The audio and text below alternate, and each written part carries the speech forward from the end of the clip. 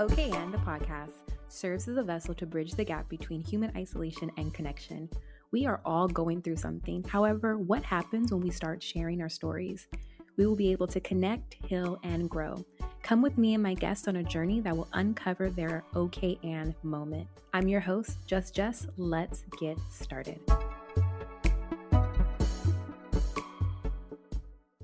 Good morning, good afternoon, wherever you are listening to the podcast. I'm your host, Just Jess. Welcome to OK and the podcast where we are bridging the gap between human isolation and connection.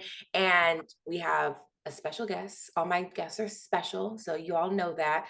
But we're going to get into a topic that is, it's here, it happens. So what do you do in your OK and moment when you go through, and then what does it look like post? So I'm going to pass it to my guest and go ahead and introduce yourself.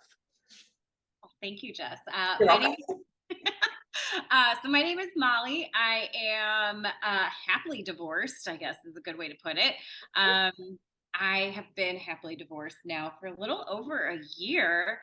It's been about a year now. And life is great. I am living in Southern California. It's been a little over 3 years now, which is just shocking to even think that it's been that long. Originally from Northwest Ohio, and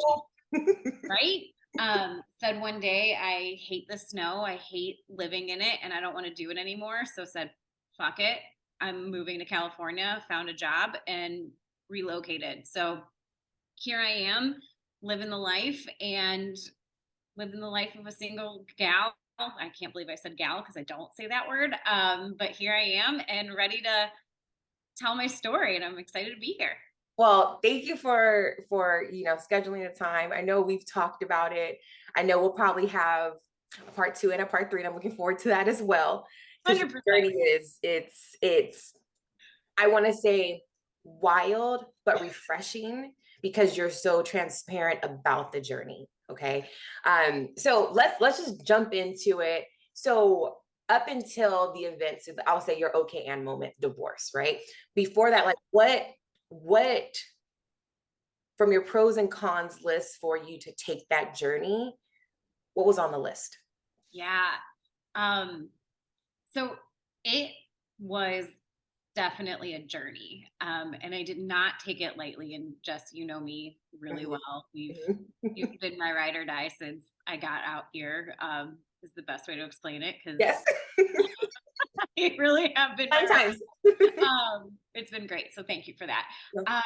But it definitely was a process to figure out what I needed to do. I didn't take it lightly. I knew I wasn't happy in my marriage. I knew that things that were going on weren't right. And it took me to have like an aha moment where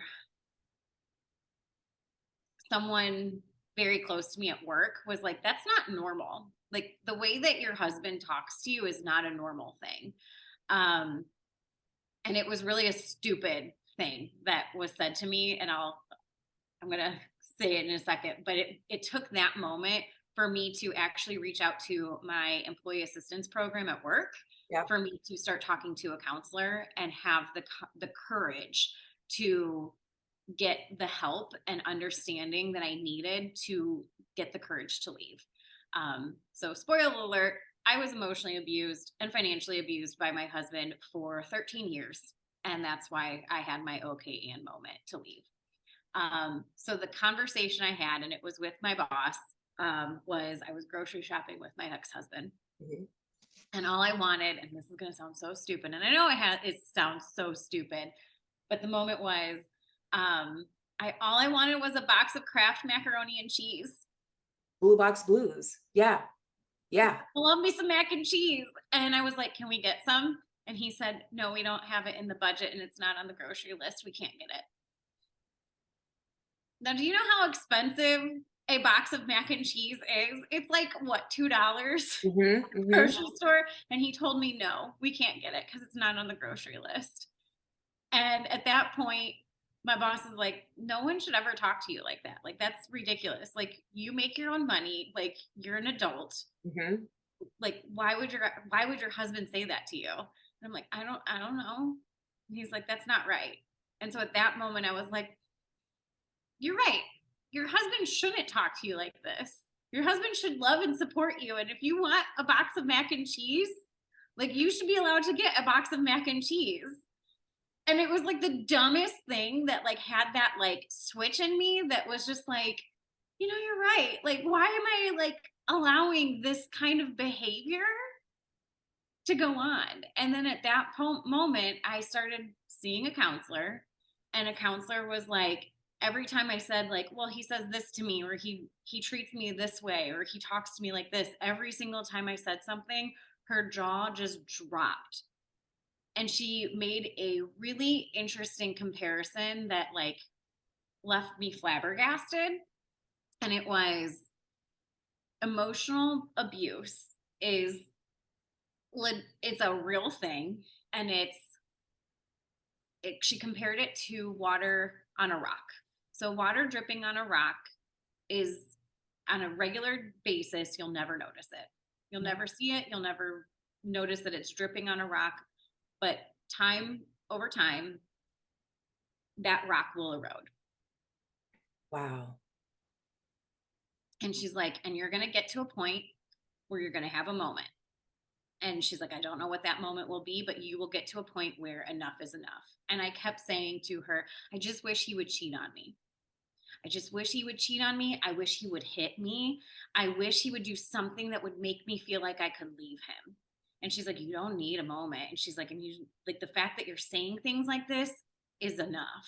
And I'm like, no, I can't leave him. I can't leave him. It's been 13 years. I can't leave him. When you said those things, that was a way of your out. Like if you found out that he cheated or anything like that was okay. Now I have a reason to go. Yes.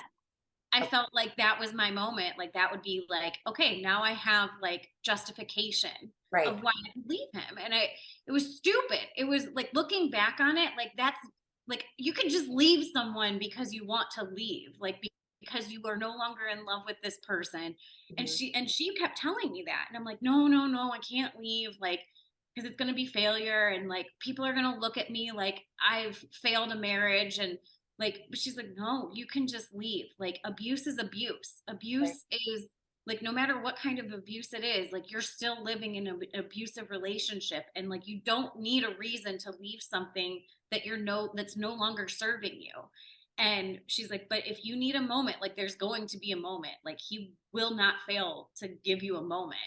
And sure enough, I got my moment, which was, I feel like, my real okay and moment, which was, um, he blockaded me in my bedroom because we were not sleeping in one bedroom together, and I was very sick. I was like basically quarantined. I didn't have COVID, but like, it was basically COVID. And he blockaded me in the bedroom, and by like sitting in the room out, or the doorway, like sitting there with like with a bar stool or something. And he was like, I just need you to talk to me. I just need to know why we're not okay. And I'm like, you should know why we're not okay. Like, your behaviors are like showing me why we're not okay. And he made a comment like, well, back in 2009 when I was diagnosed with bipolar disorder. And I'm like, hold up. This is him telling you this after 13 years. Yes. And I'm like, hold Okay. up. Okay. Like, I never knew that you were diagnosed with bipolar disorder. Like, you've never disclosed this information to me. Like, this is a huge, like, bomb dropped on me. And he's like, yeah, I've told you that before. I'm like, no, you haven't. Like, never disclosed this information. And he's like, well, I never found the right time to tell you. Like, in 13 years. Wow. And he's like, yeah, I guess I never told you. And I'm like, have you ever been medicated? Like, are you like being treated for it? He goes, no. I'm like, this is something you should be medicated for.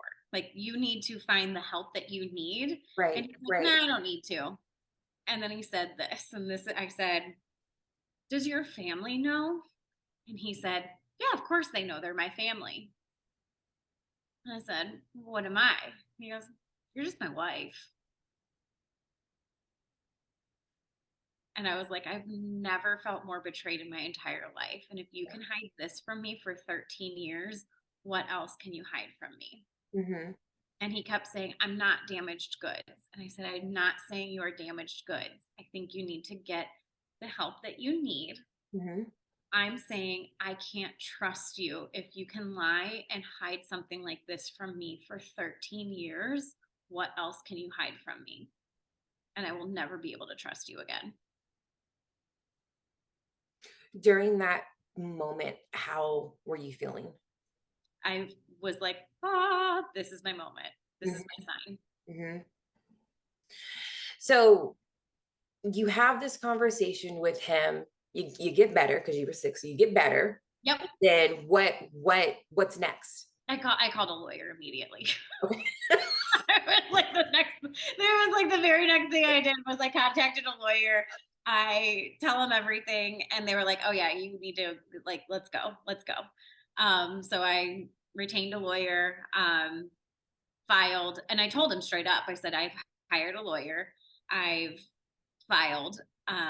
He was like, well, then what are my rights? And I'm like, I don't know. I didn't hire a lawyer for you. I hired a lawyer for me. And he goes, Mm-hmm. well, what am I supposed to do? And I'm like, that's for you to decide. Wow. With the so hiring the lawyer, what did your counselor, what was that conversation like? Oh, they were like so like sounds so bizarre. They were so proud of me. Like it was just like you've really done the right thing and you're taking the right step to get your freedom back and to leave a really horrible situation. Um and to get out of the situation that I was in for so long that just looking back it was just like I don't know how I put up with it for the years that I did. But I thought that it was like normal. Like I thought it was normal to have someone that would like snap on me, like snap at me like all the time or like say, "No, we can't afford to have mac and cheese." And like granted like we had a decent life. Like we were making good money Yeah. and like able to afford to move across the country to live in Southern California when everyone's leaving Southern California. Like Yeah, that's true. we're doing real good. Like Yeah. still are like I'm still doing real good, but Mhm. like making mac and cheese apparently just wasn't on the docket or on the menu. How did your family receive the news? They all were like, we didn't like him. So it was a sign of like relief almost? Yes. Yes. I mean, like Huh. every time, like because I was so nervous to like tell Yeah. everyone, and like they were just like, my parents were like, we're gonna support and love you no matter what. Like I like obviously that's like number one because we love you. Um, and my mom was just like, there was always something that like irked us and we couldn't pinpoint it. And but like they'd seen him snap at me several times. Like they saw the way he treated me and it made them uncomfortable. My brother was the one that was the most interesting when I told him because I told him in person. that. Okay.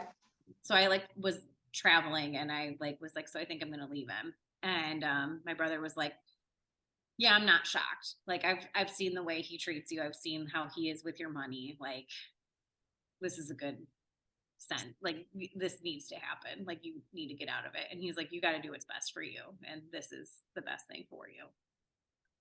And then he was like, whatever you need, let me know, which was just like amazing for to hear from my brother. That's a good brother. Yeah. He's a good boy. Yeah, absolutely. So I want to switch gears because now Yeah.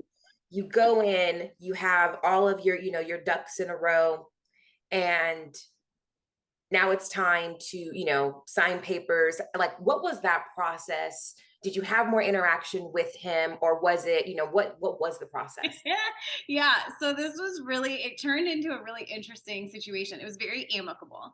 Okay. Um, it got to the point where he couldn't afford a lawyer. So we actually went through a mediator. Okay. Um, so it became a very amicable process We lived together through the whole process, which was very Oh, that's right.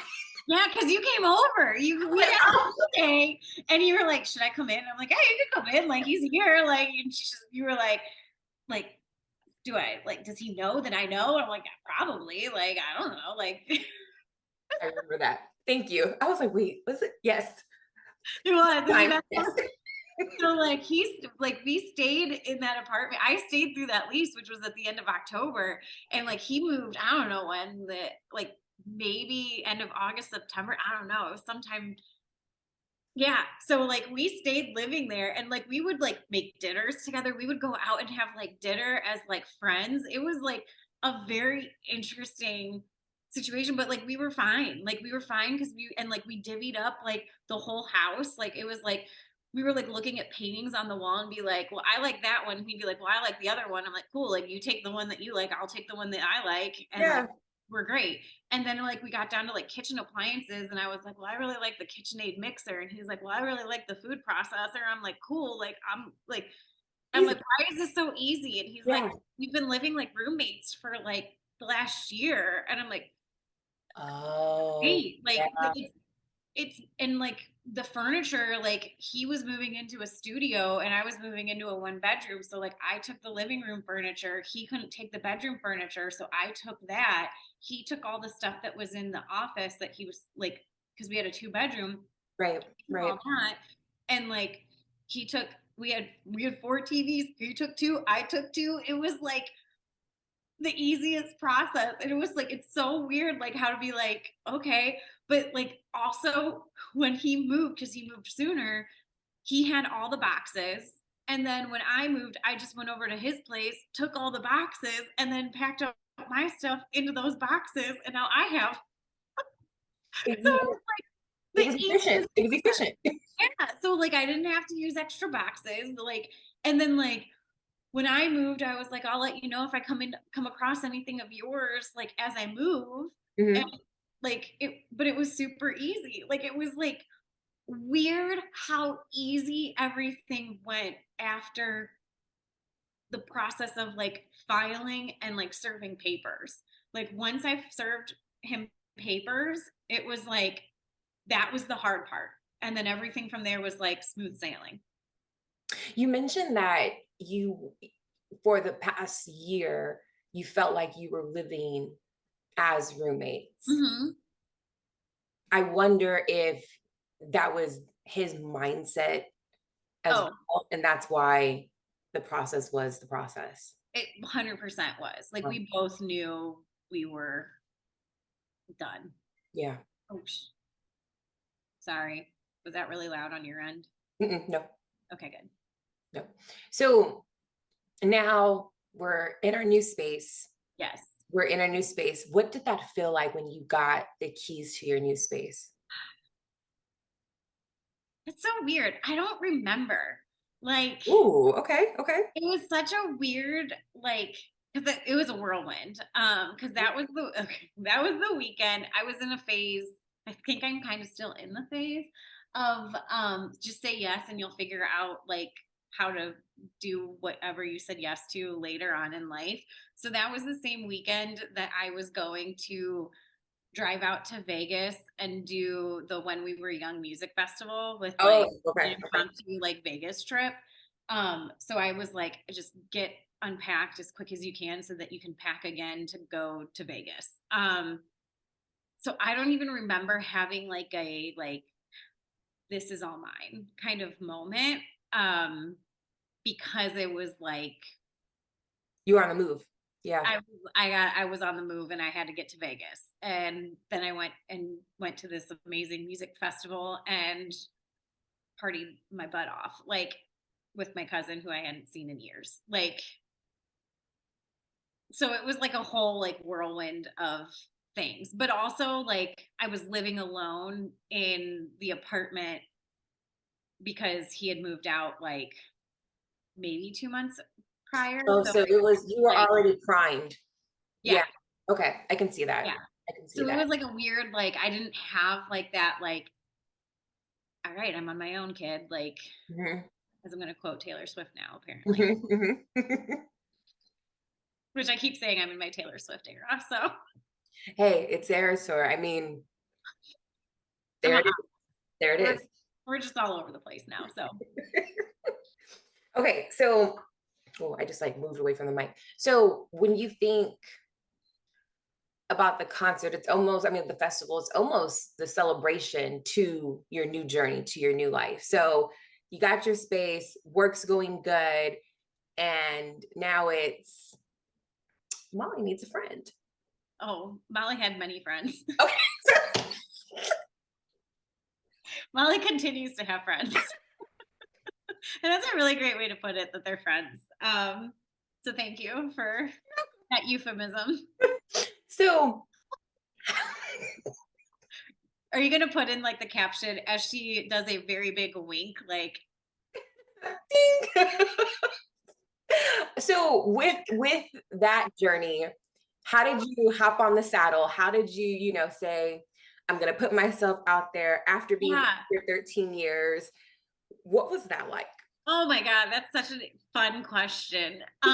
So as I was going through counseling, so I was going through EAP counseling and going through therapy at the same time. Cause like who That's doesn't many. need multi-therapy sessions because Mhm. your girl needed help. And she knew it. So she was a hot mess. Um, Self-awareness is key. There you go.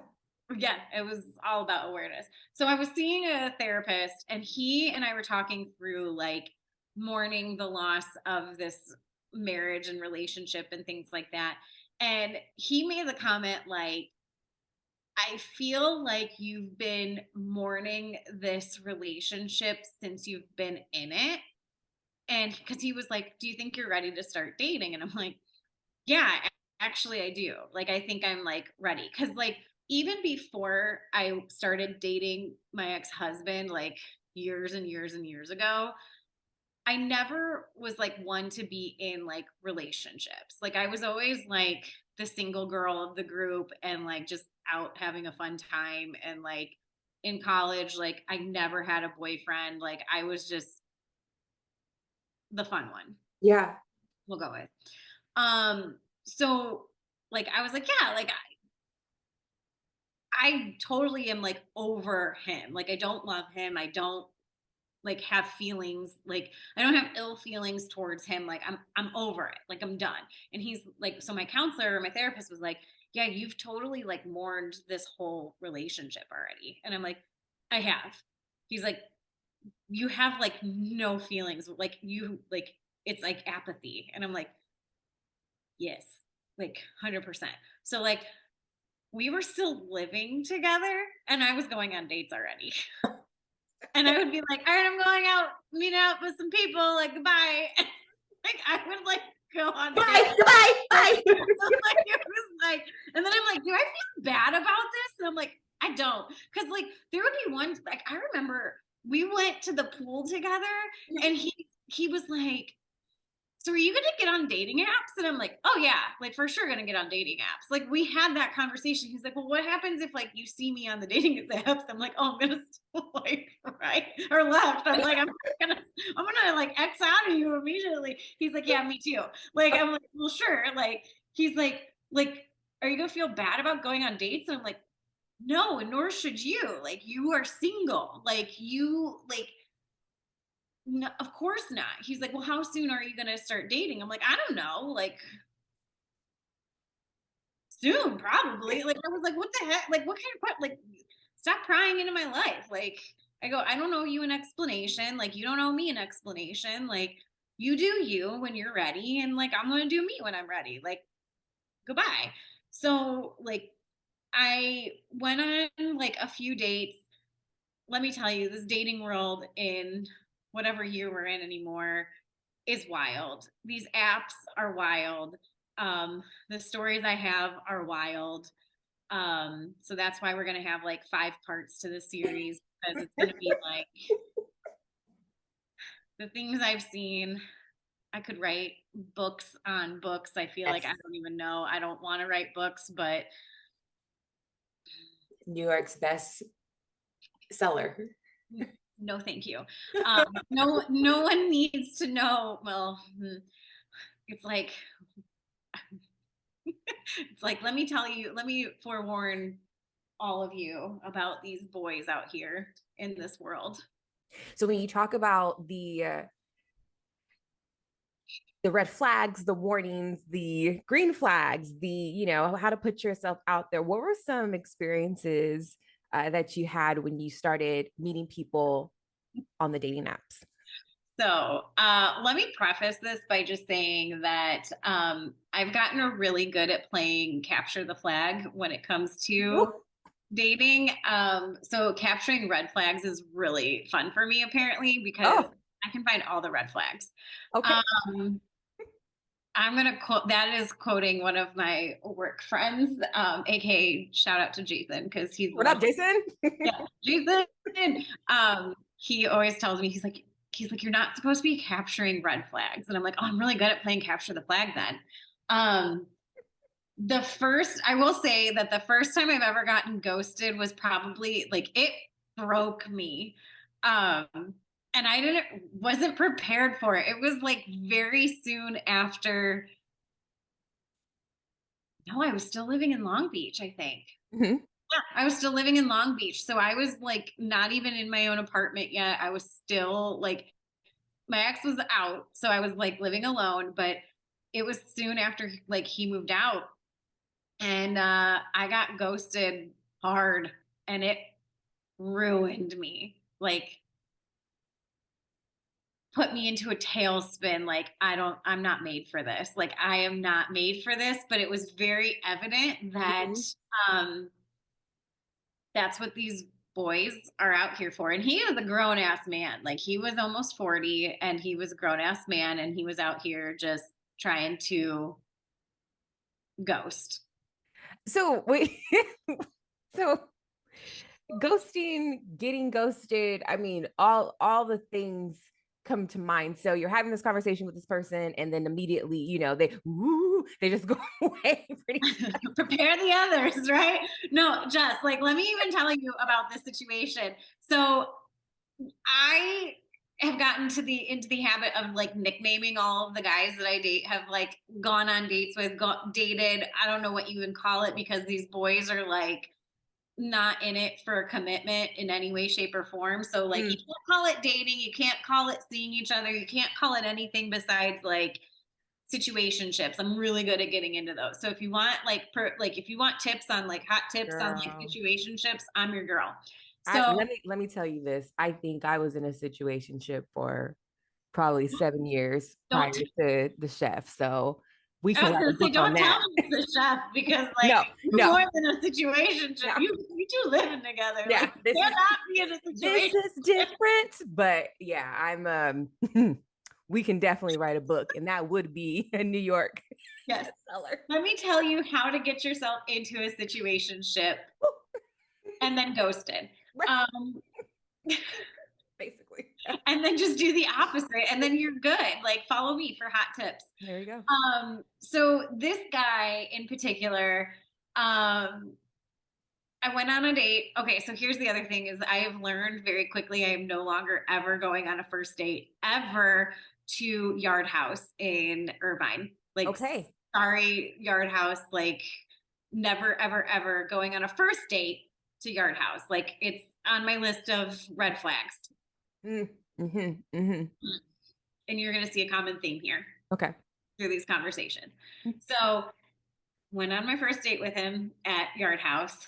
So we call him Laguna Beach because he had a house in Laguna Beach. So Okay. Laguna Beach takes me to this place and goes great. Like, have lovely conversation. We like, it was like, we like good chemistry, flirty, whatever. It was great. He walks me to my car and he asks to kiss me when he gets to my car. Like, Oh. chivalry. Like, oh my gosh, like, who does that, right? Like, oh Mm-hmm. my Mm-hmm. gosh, like, this is so lovely. Like, I've never had someone do that before. Like, wow, swoon, right? So Uh-huh. oh, and he sets up a second date on the first date, which I was like, oh my gosh, green flag. Like, Smooth. who does Okay. that Okay. either? And he even told me, like, if I like if I'm having a good date, like, I will ask for a second date at the end. Like he told me that straight up. So I'm like, wow, he must really like me. Like, wow. Mm-hmm. Persistent, consistent, showing things. Yeah. Mm-hmm. And then he texted me when he got home and he was like, I can't stop thinking about you. Like, oh my God, like all the things. And I'm like, okay, like slow down, Tiger, but like cool, like Mm-hmm. great. So we have a second date and it was like, this was on like, I don't know, like a Thursday or no, it was a Monday night, I think. Because it was like a really weird, like, why would we go out on a Monday night? But whatever, like, I'm cool with that. And then I think I saw him again on like a Saturday. It was like Monday, and then we went out on Saturday, and we went to the bungalow in Huntington Beach, which super cute. If everyone like love that place, so we go there, have like drinks, we walk around Pacific City, like get It's a lunch. good day. Yeah, have a great date, like right on the water. It's great. And he's like, I need to see you again. Like I can't, like I just need to see you. And I'm like, okay. And he's like, here's the thing. And this is where I'm like, oh my gosh, like so we're full transparency, right? This is who I am. Yes. He's like, here's the thing. He's like, I can't, you need to come to my place. Like, he's like, I want to have a sleepover with you. And I'm like, okay, this is weird, but like, Are we gonna cool. build a fort? Like, what's happening? Like, yeah, like a pillow for it. Like, okay, like Hmm. that's cute. And he's like, how about, and it was like a Wednesday. He's like, why don't you come over on Wednesday after work? Um, spend the night at my place. Like, we'll order dinner in and like, but I want you to spend the night. He's like, I don't ever do this. That's like the line, right? But like, I just Mm-hmm. like, I can't get you out of my head. Like, you're just amazing, blah, blah, blah. Bleh. And he's like, and then like, you can just go to work from my place and from the next day. I'm like, okay, fine. So all day on Wednesday, he's like, oh my God, I can't wait to see you. He's like, can you work the rest of the day from my place? Like, come over now. Cause he like worked from home or whatever. I'm like, sure. So I went over, Mm-hmm. have a magical evening together, order dinner in. I don't even remember eating dinner because Because of the magic. of the magic several times over. Nice. Nice. Hey, this is like the era of like how Molly got her groove back too. Yes. Which Yes. like like this is also happening at that time. And he like the next morning, like we take a shower together. It's just lovely. Like everything's great, dandy. He walks me to my car. He's like, I'll call you later tonight. I'm like, cool, great. Never hear from him again. Oh shit. Ghosted. And Ghosted. and that's the first date of This, after on the this is the first date on the apps. no. This was like, I think the second or third guy I went on a date, like started like talking to.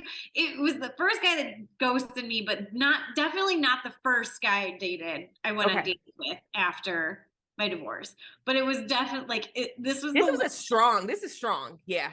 strong. And I Yeah. was like, oh God, like he like it ruined me. Like it was like it took a lot to get back out there after that one. Like I was just like, I don't know what I'm doing. Like why would I put myself back out there after this? Like what the like this is savage if this is what Mm-hmm. this is. Mm-hmm. And it sucked. Like it sucked. Um but you live and you learn and you just get stronger and you just know that like boys are scum and people are just going to be people and do dumb shit Mm-hmm. and do stuff just because they need to nut and Pretty much. Pretty much. yep. So with that, and then getting back in, it's like, all right, so now you're in the ring with yourself, right? You're in the ring, and you got knocked down, Yep. but you got back up. Mm-hmm. And so, what was your mindset going forward? uh What is your mindset going forward? oh Yeah. shit, like fuck it. Say yes and figure it all out. Like it literally is just like, what the hell? Like, why not? So um I have no expectations on Hmm. anything. I am just like, whatever. Like, yeah, if someone likes me, I'm like I have standards. I do have standards. I promise I Yes. have standards. Hmm. Um, but like if I get like a so and so likes you, like I'm gonna if like I find them attractive and like their profile isn't like I know the best spot for tacos and Hmm. together we can conquer the world and like those stupid ass profiles, then like every picture is a golf picture and them holding a dead fish. Like Yeah. I Yeah. see another one of those, I'm like, hmm. Then like I'll probably like take the bait. Okay. Well, pun intended. Right? Da, da, da. So when I want to ask you because I didn't have the opportunity to go on apps because I like to meet people through a window, so it is what it is. Can you help me find someone through a we, window then? we Because could let's go through the windows. Let's just I'm let's go through the windows. I don't know. I'm open to it. Like Random. we need you to know we what? need to do some things. I'm a good wing woman. I really Okay, am. take me out, like, Okay. because here I am. Um, yeah, like, but here's the thing: is that like right after that ghosting happened, Hmm. like the next day is when I met the next guy. Like it was like boom, boom, boom. Like it happened very like it's like, and that's how every single like encounter has happened. So So it's there's like, gotta you gotta be quick on recovery time. Like if oh, it's if 1000%. it's like okay. Yeah. So it was like, okay. Like, so it's never like the only thing I can think of is like I've never had a drought. Like I was like, and I know that sounds so terrible that I'm even saying that out It loud. doesn't no, it's not terrible. It's not terrible because if we know Like, we were having a conversation with the opposite sex, it would have been like, yeah, oh, this is a thing. This is yeah, a it thing. is a So thing. And so, right. but it's like, and it's like, yeah, there's never been like a moment where I'm like, oh God, like, and it's not like I go out like hardcore looking. It's, Hmm. yeah. Sorry, I just got a random text message that says, hey there. Oh. Hey. So thinking about how Molly got her groove back and then being in the dating scene, what have you learned about yourself? Um, what have I'm resilient. Hmm. And I know that and I will, okay, so here's the thing. Okay, where do I go from here? I'm gonna sound kind of conceited, you know what I mean? Like and I'm not a conceited person, like you know me. So like, but like the stereotypical like beautiful sexy woman is like very stereotypical, like it's not a thing. And like so I've always been like very like self-conscious because I am not skinny by any means. I am not a size like I'm just not, like I've never been that way. I'm curvy, I've got a big butt, I have big boobs, like I am not. Pow, pow, pow. Let's Yeah, go, like, Molly. Talk and your like, shit. but like as I've been like with different people, Mhm. like like the other day, okay, I can't believe I'm gonna say this, but I'm just gonna say like, hi, this is who we are now, right? Yeah. I was like having a steamy makeout session, and this guy just stopped in the middle of it, and he just stopped and he goes, "You are just so beautiful," Hmm. and I'm like, "What?" So like, it's helped me like be more confident in my own skin, Yes. and Yes. it's like because I wasn't for a very long time, especially with my ex. Like he Hmm. didn't make me feel special. He didn't make me feel like human sometimes. Like I didn't feel like a good person, Yeah. person in any way, shape, or form. So like to go on and meet these people who are actually making me feel like a very like I don't like just to make me feel like special and to feel beautiful and to feel sexy and confident. Like it's like, oh my gosh, I do matter. And like I'm not It's like always been there. Yeah. yeah. And like Yeah. so that like to me is like been a very really like eye-opening experience. What would you tell Molly from 13 years ago? Don't do it. Don't do Don't just don't it. Mhm. settle. Don't settle. Mhm. Don't um I think I did settle because it made sense at the time. It was like you're however old I was at the time. I can't do math, so I'm not going to try right now. But like I was what, like 24,